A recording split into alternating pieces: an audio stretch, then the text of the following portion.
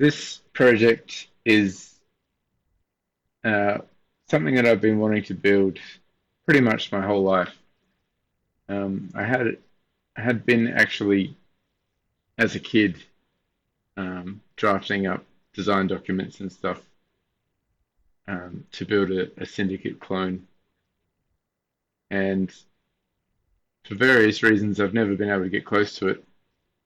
Um, and then I started playing around with Claude Code, built uh, some mods in for Farming Simulator, and then it kind of dawned on me that I could build anything I wanted, and um, I started playing around with a bunch of different concepts, and I threw this one in there just as a laugh, really. Um, and I was immediately like, this is the very first build that I had with it. Um, you can see actually how much Syndicate is here already, and I was stunned. We used the Godot engine, and I instructed Claude to build a Syndicate clone, and this is what he came out with. Um, and yeah, I was just absolutely stunned. And this may not look like much in terms of modern gaming, but for me, I can see the potential here. And in this devlog series, you're going to see a whole lot of progress that happens. I'm only a couple of months ahead of what you're seeing now, but yeah, the progress is wild. It's just wild what you can do with Claude now. And yeah, having it take care of all the code for me while I direct it in uh, at any task that I see fit, it really is an amazing um, power. So we've got the basics here. This is version zero point 0.3. The four agents, the enemy agents, the crowd that scatters, shooting, the point and click, and giving the orders. Yeah, some slight refinements over version 1. And yeah, what followed next was just a rapid iteration of ideas. This is jumping all the way ahead to version 25, so it's 25 builds later. And you can see we've really started to flesh the game out. Um, the agents themselves have got a bit more detail, and the city as well as an objective. Um, so yeah, I've just been having so much fun with it. It's amazing the amount of things that Claude can actually just do for you, from sound effects to art, all of that. It's not perfect, but in game development, um, it's only got to um, be as good as a placeholder, and that keeps progress happening. And I'm really focused on the gameplay side of things. Um, so that's where my focus is. Being a former artist, well, I say former, but I guess I'm an artist again now. Um, I'm aware of all of that kind of stuff, but at the moment, what I prefer to focus on is the actual gameplay and art as the medium to deliver the player information without overburdening them with too many graphics. So we've been sticking to a very simple, um, primitive kind of a look, which in the early prototyping stage is all you need, and yeah, it just lets me focus on the gameplay. Um, So yeah, I've been able to add so many things so quickly. Um, yeah, it's pretty wild. The the snipers on the rooftop were never an original Syndicate thing, but I put them in there to help. Um, well, just to see. I mean, so much of this is experimentation, and um, yeah, throwing grenades, and, bullet shells on the ground, explosions, and destructible environment, all that cool stuff. It all just goes in so rapidly when everything is so simple. So yeah, I've just been having unending amounts of fun building this thing. Um, the voices, the voices at the moment are my own recordings that are put through a filter. They're awful, I know, but if you stick around, you'll see that they improve a lot very quickly. Talk about that more as it happens. And yeah, just through being able to do rapid prototyping and playtesting, yeah, just able to focus on the things that matter and move the build forward.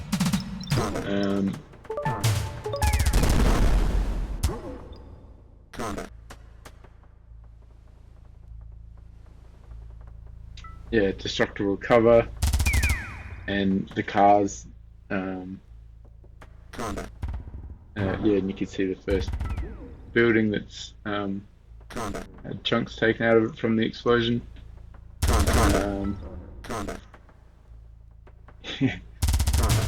The golden guns I added just to make them easier to see so you can read the silhouette. They won't stay golden, I don't think. But yeah, just being able to make these tiny little changes so rapidly simply by talking to Claude, it really is an amazing process. If you are thinking about building your own game, I can highly recommend Claude Code and Godot as a great place to start.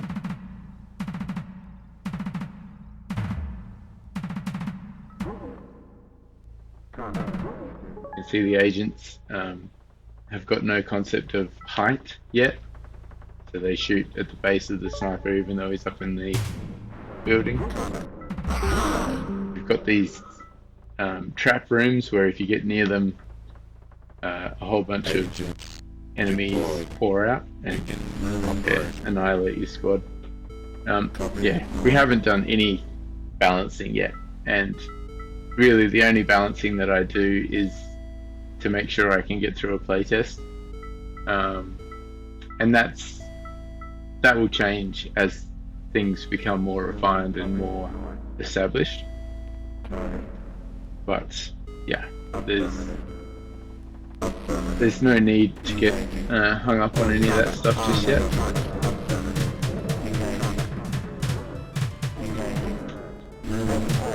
We put these glowing collars around the agents' necks, just so it's just instantly readable. You can tell a police from an enemy corp agent and from your own, all very very readable, and you know, it's a rapid battlefield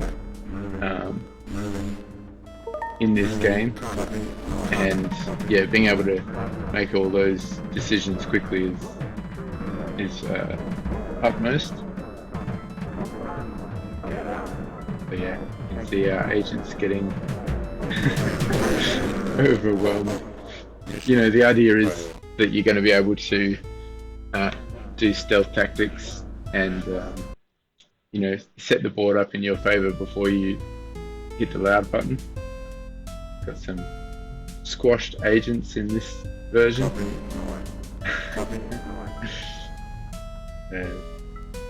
um, yeah, you can see the bullet trails, which I really love. The trail of destruction left behind. Yeah, the voices in this build getting a little bit out of hand.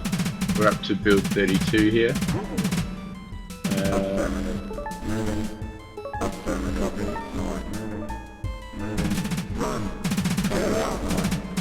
Yeah, the original had the API, the drug delivery system, and in this one I've gone for like the triangular menu there, where you can choose between the three. You can have 2 out of 3, and it's a lot easier to adjust the dose there, so I really like that.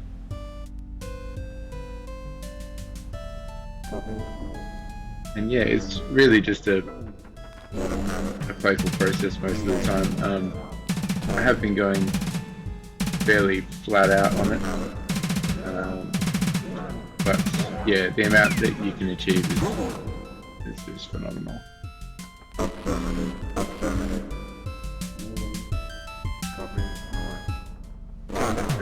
Yeah, about it.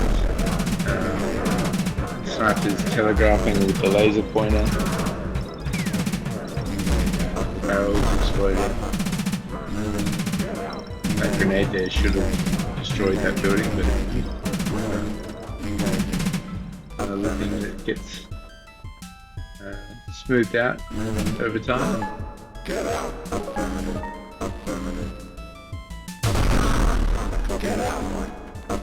Oh yeah, there goes the building.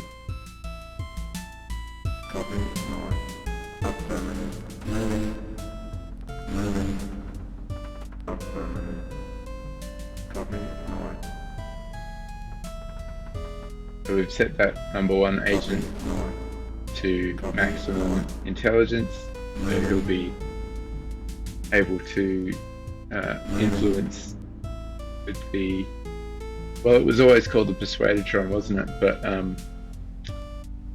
obviously I can't just copy Syndicate directly. So Corporatus is the name that I've settled on. That's actually a name I came up with a long time ago. It's funny, I had a whole bunch of different assets that I've been building should this game ever happen.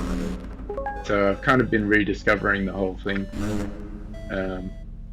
But inductor and induce is the term that I'm going to be using over persuade.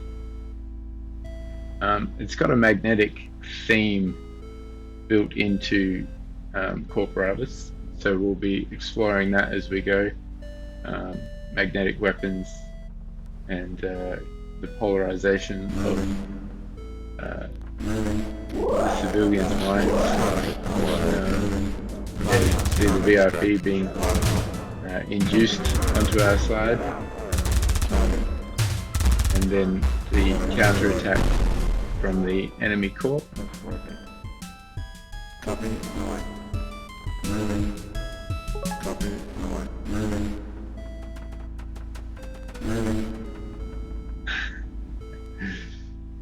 The voices, yeah, they served a purpose at this stage, but man, I was keen to get rid of them after hearing them for a little while. It's amazing how much impact the soundtrack has, and the effects of the game. So we're at the evacuation zone here, and the dropship is landing, and obviously the objective is to survive the onslaught. Short and sweet there, but that's something that we will develop as well.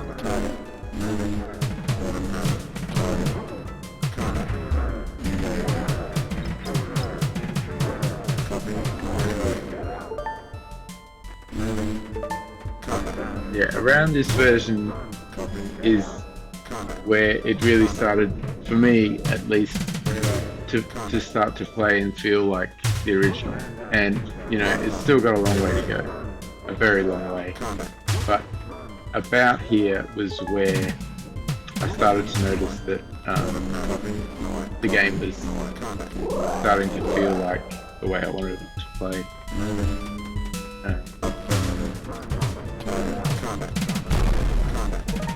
The tactical combat.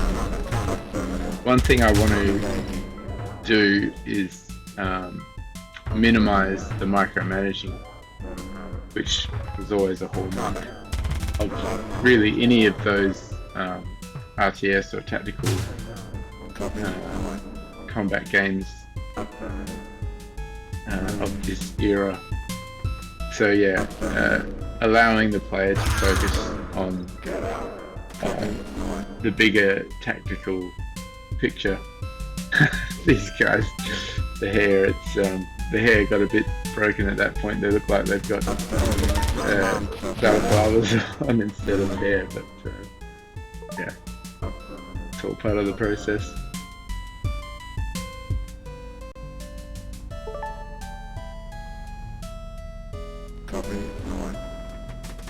Yep, and the immersive simulation side of things as well,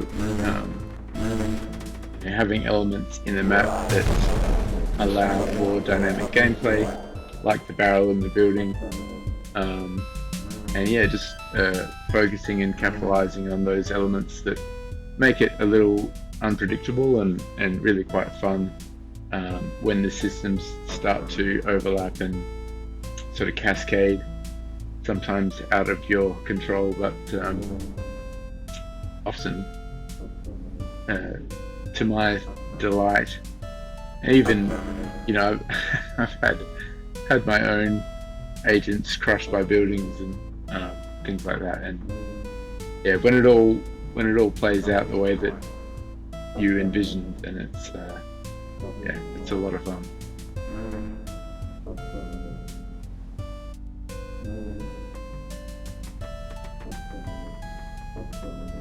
Gathering up a bit of a posse.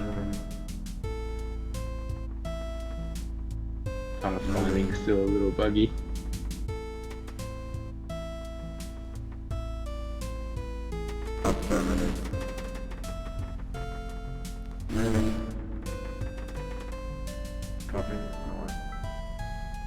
We did add shields in this version as well. You can hardly see it, but in the player cards down the bottom there, you can see the green health bar, and above that a little blue shield bar. And yeah, once I added that really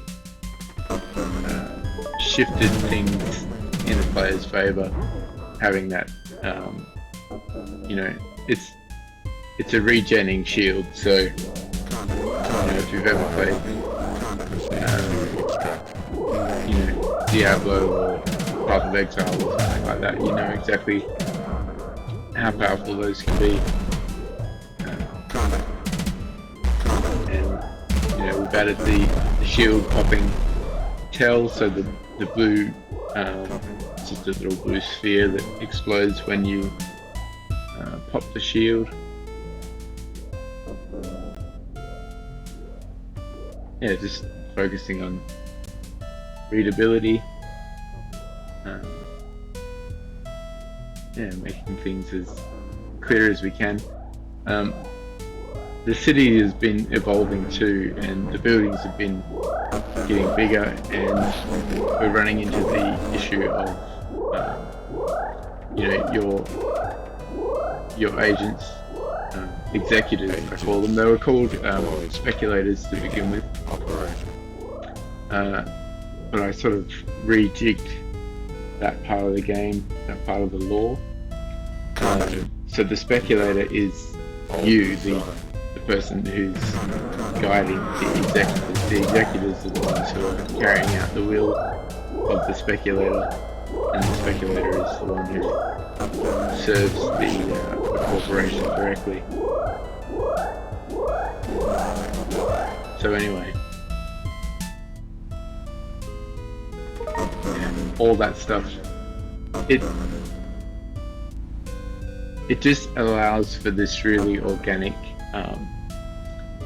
development of the game, and instead of having like this massive design document ahead of time, which is fine if you've got that, then great.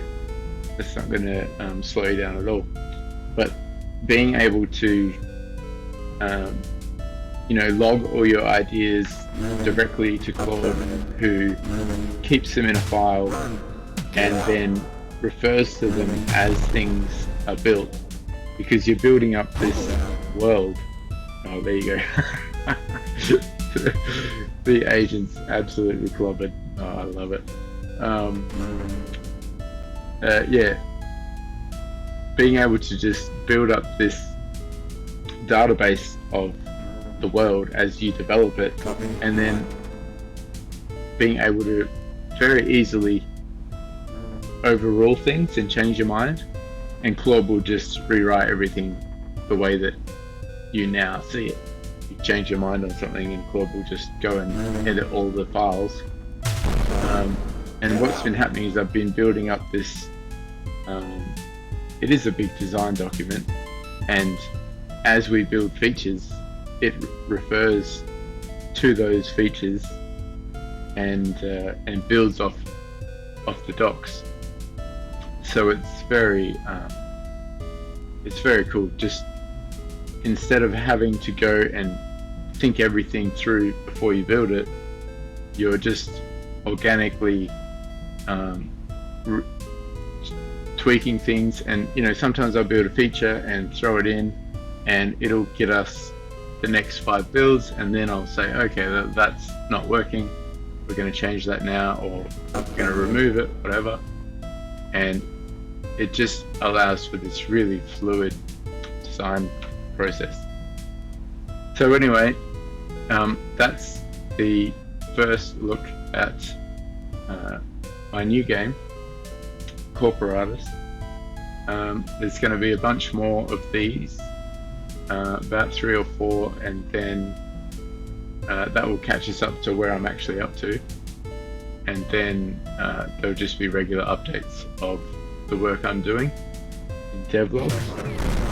So yeah, I really hope that whoever this finds, A, that you enjoyed it, B, that you maybe think about making a game for yourself. If you have any questions, please drop them in the comments. I'm more than happy to talk about all that stuff. Also, if you have suggestions for how you think the development should go, by all means, drop those as well. Yeah, this is the latest and greatest from Avalation Industries. This is the future of my company, and yeah, I'm extremely excited about it. So, alright, thanks for watching, and catch you on the next one.